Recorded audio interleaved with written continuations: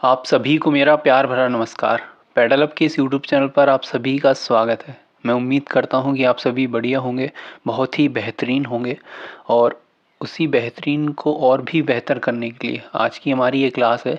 जैसा कि हम सभी जानते हैं, हमारी जो सीरीज़ चल रही है वो है आपका CDP फुल कोर्स से रिलेटेड, जिसमें ऑलरेडी कई सारी क्लासेस आ चुकी हैं। और आज की जो क्लास होगी उसमें हम कवर करेंगे जीन प्याजे वाले पार्ट को, जिसमें हम जानेंगे कि जीन प्याजे ने अपनी जो थ्योरी दी है उसमें किस बारे में बात की है और कौन सी इन्होंने थ्योरी दी है। जिन बच्चों ने ऑलरेडी कॉन्सेप्ट को पढ़ रखा है उन्हें कुछ और चीज़ें, नई चीज़ें जानने को मिलेंगी जीन प्याजे के बारे में, उनकी थ्योरी से रिलेटेड। साथ ही साथ कुछ नए पहलुओं को जानने में मदद मिलेगी कि किस प्रकार आपके जो मेनली अभी CTET एग्ज़ाम आने वाला है, या आपका STET एग्ज़ाम हो गया, UP टेट हो गया, STET हो गया, KBS हो गया, आपका D++ हो गया, इनमें जीन प्याजे से रिलेटेड या उनकी थ्योरी से संबंधित किस तरीके के क्वेश्चन बन के आते हैं। तो पहले हम इनके कॉन्सेप्ट को बहुत ही डिटेल में जानेंगे और इसके साथ ही कई सारी आपको प्रैक्टिस भी कराई जाएगी। तो बढ़ते हैं आज के टॉपिक की ओर। उससे पहले अगर आपने प्रीवियस जो सारी क्लासेस देखी हुई हैं इस कड़ी में, जिसमें हमने मेनली आपका डेवलपमेंट कवर किया है, उसके बाद अफेक्टिंग फैक्टर, उसके बाद आपका स्टेज ऑफ डेवलपमेंट, उससे रिगार्डिंग या कोई भी जो प्रैक्टिस सेशन है उससे रिगार्डिंग आपकी कोई क्वेरी या क्वेश्चन है तो आप हमें हमारे टेलीग्राम ग्रुप पर भेज सकते हैं, जिसकी लिंक आपको नीचे डिस्क्रिप्शन बॉक्स में मिल जाएगी। इसका नाम है पेडल अप डिस्कशन ग्रुप या पेडल अप ग्रुप के नाम से आप सर्च कर सकते हैं। तो बिना देरी करे बढ़ते हैं आज के अपने सेशन की ओर। तो सबसे पहले ये जान लेते हैं कि अभी तक हमने क्या क्या चीज़ें कवर कर ली हैं, तभी आगे जाना बेहतर होगा, क्योंकि पिछले ज्ञान को जोड़ते हुए आगे बढ़ना एक खासकर मददगार साबित होता है। तो अभी तक हमने जो कवर किया है वो है आपका कॉन्सेप्ट ऑफ डेवलपमेंट।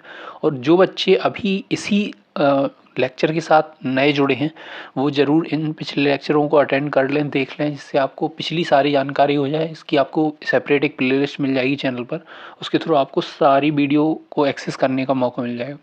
तो कॉन्सेप्ट ऑफ डेवलपमेंट में हमने डेवलपमेंट, ग्रोथ, इन सभी के बारे में जाना है। साथ ही साथ प्रिंसिपल ऑफ डेवलपमेंट के बारे में जाना है। अफेक्टिंग फैक्टर में हमने जाना है कौन कौन से फैक्टर अफेक्ट करते हैं डेवलपमेंट को, चाहे वो आपके इंटरनल हो या एक्सटर्नल हो। इसके बाद हमने हेरिडिटी को बहुत ही अच्छी तरीके से समझाया। साथ ही साथ आपको हेरिडिटी से रिलेटेड डिसीज़ या डिसऑर्डर की भी एक सेपरेट क्लास दी गई है। इन्वायरमेंट के बारे में समझाया कि इन्वायरमेंट से किस तरीके से डेवलपमेंट अफेक्ट होता है, कौन कौन से साइकोलॉजिस्ट हैं जिन्होंने इन्वायरमेंट को लेकर अपनी रिसर्च करी है।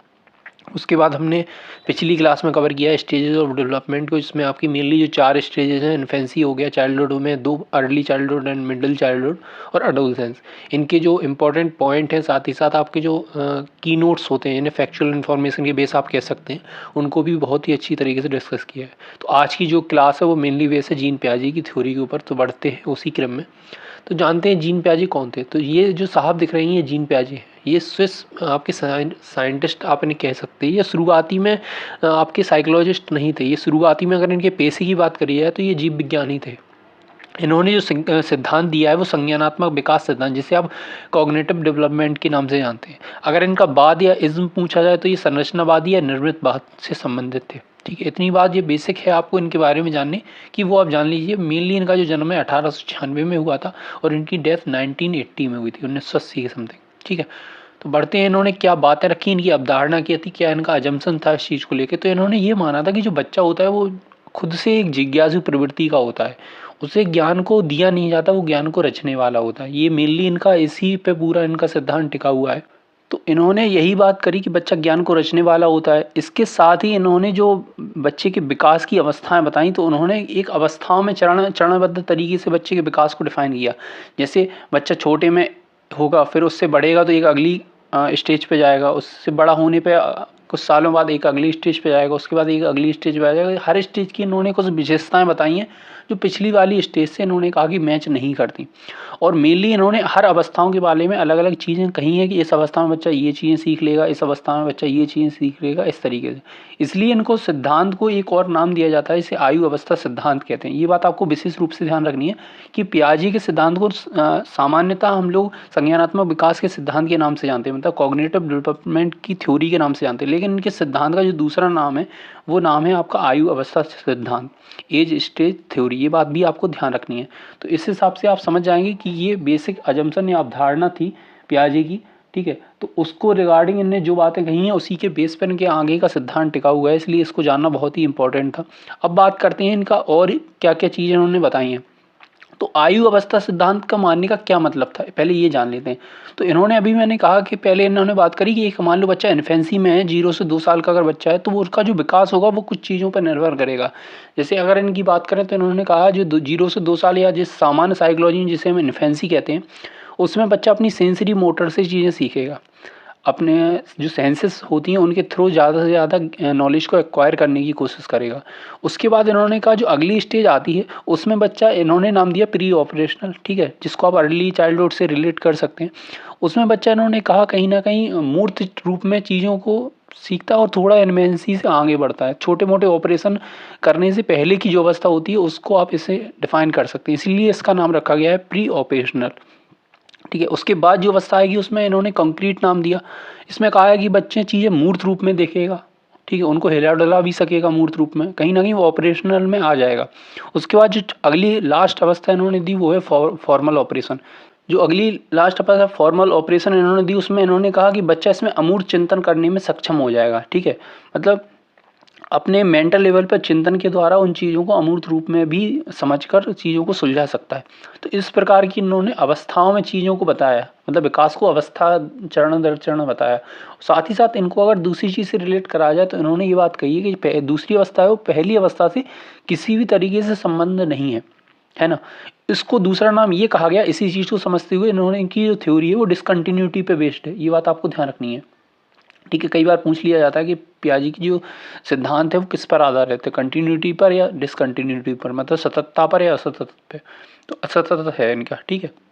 डिसकंटिन्यू इन्होंने अपनी जो थ्योरी दी है वो डिसकंटिन्यूटी पर बेस्ड है, ये बात आपको समझनी होगी। अब इन्होंने क्या चीज़ें, किन कारकों को इंपॉर्टेंट मान रहे हैं अपनी सिद्धांत में, आयु अवस्था सिद्धांत कह लीजिए चाहे उसे कॉग्निटिव डेवलपमेंट थ्योरी कह लीजिए, तो उसमें सबसे पहली बात इन्होंने भी मैच्योरिटी को इंपॉर्टेंट माना है। इनका ये कहना था कि अगर बच्चा अपनी मैच्योरिटी लेवल, मतलब परिपक्वता स्तर को अचीव नहीं कर पाएगा तो उसे वो चीज़ें उस अवस्था में सिखाना अपने आप में थोड़ा मुश्किल है ना। तो उसकी सबसे पहली जो रिक्वायरमेंट है वो है उसकी मैच्योरिटी लेवल को अचीव करना। Experience with physical and social, इसका मतलब है कि बच्चा फिजिकल मतलब सेंसरी लेवल पे चीज़ों को समझेगा, सोशल मतलब समाज से चीज़ों को सीखेगा, खुद से ज्ञान को ग्रहण करेगा। उसके बाद एक्टिव, मतलब बच्चा एक्टिव होना चाहिए, ऐसा नहीं है पैसिव रूप से वो चीज़ों को ग्रहण करे, फिर वो ज्ञान का निर्माण कैसे करेगा। इक्विलिब्रेशन, इसको अभी हम समझते हैं एक्चुअल में इक्विलिब्रेशन टर्म से इनका क्या कहना था, ठीक है। आयुप आपको ये चीज़ें क्लियर हो गई होंगी। अब बात करते हैं कि इन्होंने जो ज्ञान की बात करी कि बच्चा ज्ञान का निर्माण खुद करेगा, तो ज्ञान का निर्माण आखिर में कैसे करेगा, ठीक है, ये चीज़ समझना हमारे लिए बहुत इंपॉर्टेंट है। तो इसमें दो चीज़ें हैं, एक तो कॉग्निटिव स्ट्रक्चर, एक कॉग्निटिव फंक्शन, मतलब संज्ञानात्मक संरचना और संज्ञानात्मक संचालन।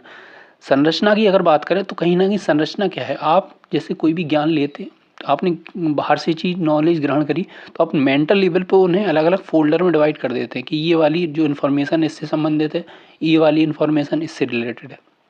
तो कहीं ना कहीं ज्ञान को आप व्यवस्थित तरीके से अपने दिमाग में रख रहे हैं, ठीक है, व्यवस्थित रूप से उसे बैठा रहे हैं फोल्डर्स में, जैसे हम अपने कंप्यूटर में या लैपटॉप में चीज़ों को फाइल फोल्डर में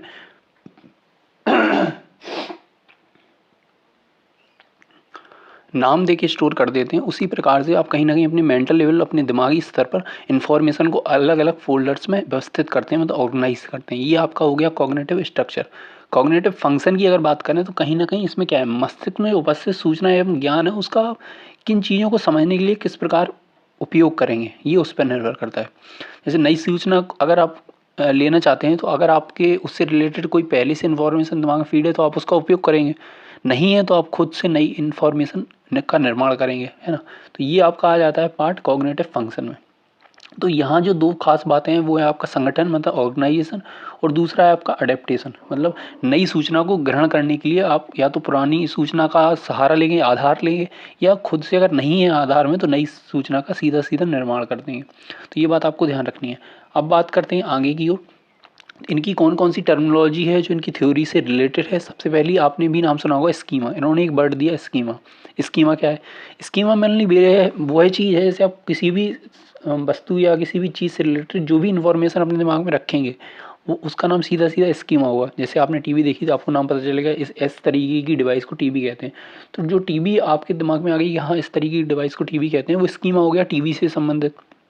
इसी तरीके से गाड़ी से संबंधित हो गया, लाइट से संबंधित हो गया, या और विभिन्न विभिन्न चीज़ें जो हमने अपने वातावरण में देखते हैं उनसे संबंधित जो भी जानकारी हम अपने दिमाग में फीड करते हैं उसको नाम दे दिया स्कीमा।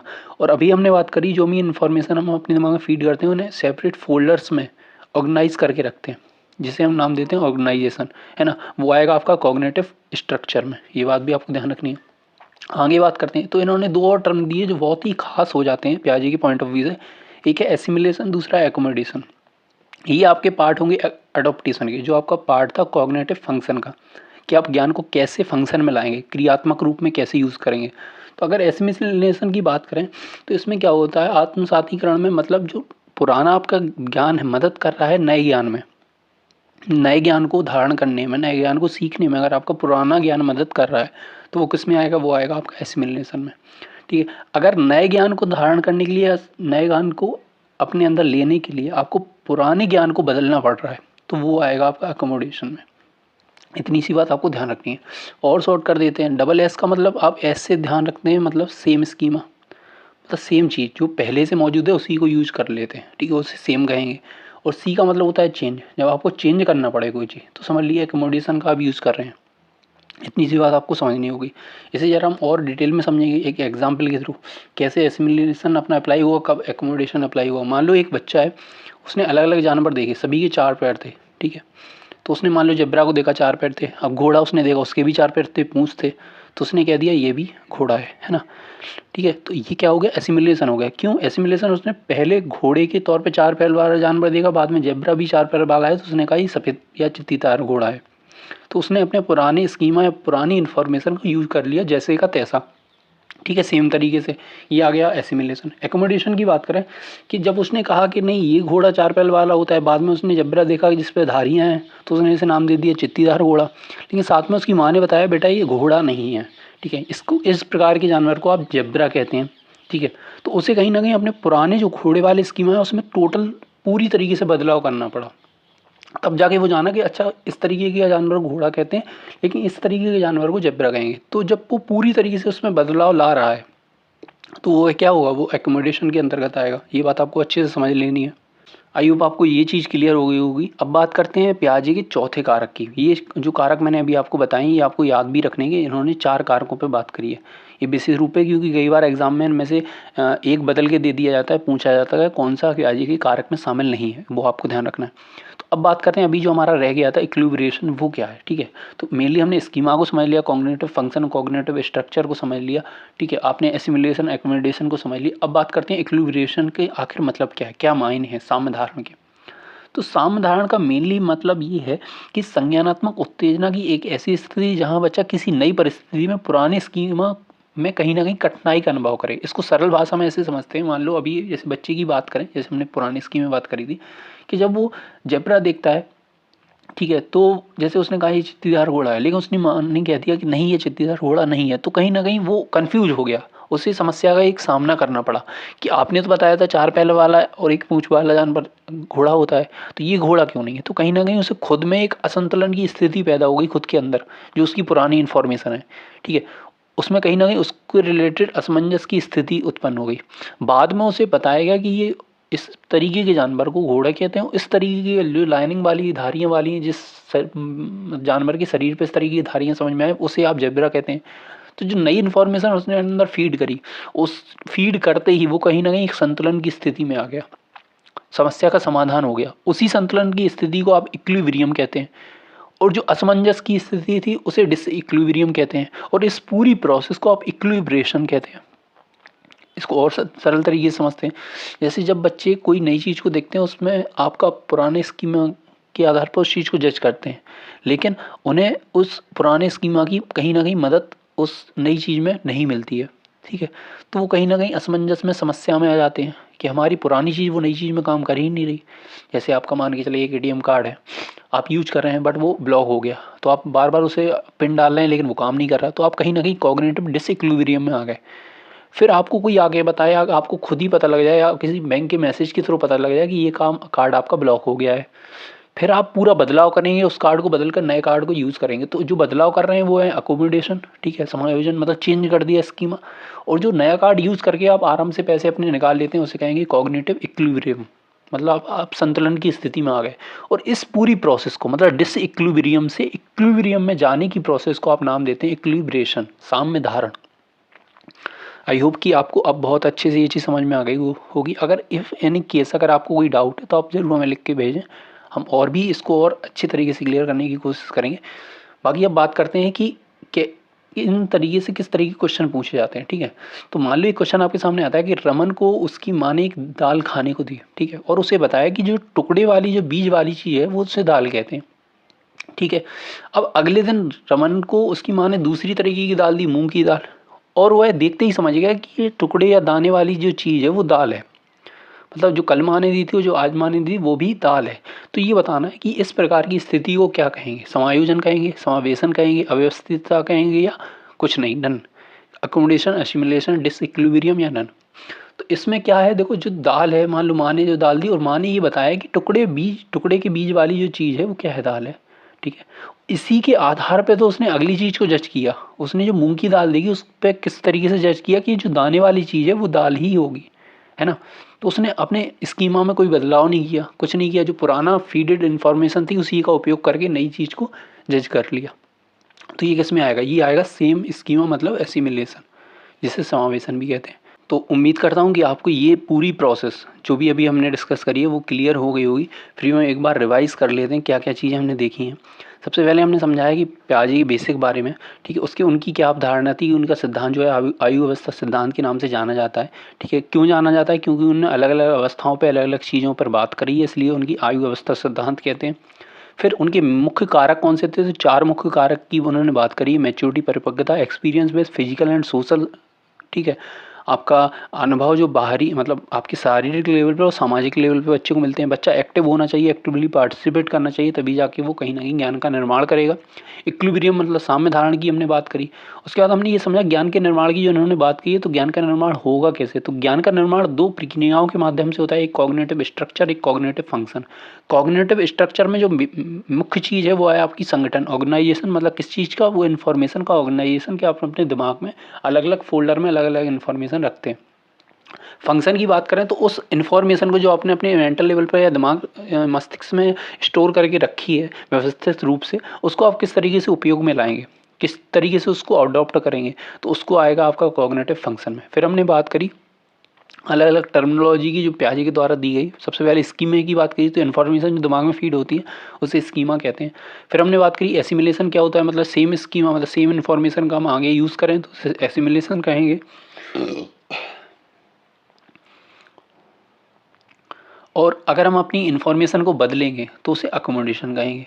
फिर हमने बात करी कि इक्विलिब्रिएशन होता क्या है, कि मतलब डिसइक्विलिब्रियम से अब कहीं ना कहीं हलचल वाली स्थिति से एक साम्य स्थिति में जाना, ये आपका साम्य धारण कहलाएगा। साम्य धारण के नाम से ही आप समझें, साम्य मतलब समता की स्थिति, धारण मतलब उस चीज़ को धारण कर लेना, मतलब समता की स्थिति जब आप धारण कर लेंगे तो साम्य धारण में आ जाएंगे। उस किस माध्यम से आते हैं, तो अकोमोडेशन करने के पश्चात आते हैं। फिर हमने ये क्वेश्चन के माध्यम से ये जानने की कोशिश करी किस तरीके से केस स्टडी बेस्ड या एक्चुअल सिचुएशन बेस्ड क्वेश्चन आपके तरीके से सामने आएंगे। मैं उम्मीद करता हूँ कि ये चीज़ें आपको टर्मिनोलॉजी और प्याजी की वो क्लियर हो गई होगी, क्योंकि आगे प्याजी की थ्योरी को समझने के लिए उनका बेसिक जानना बहुत ही इंपॉर्टेंट है।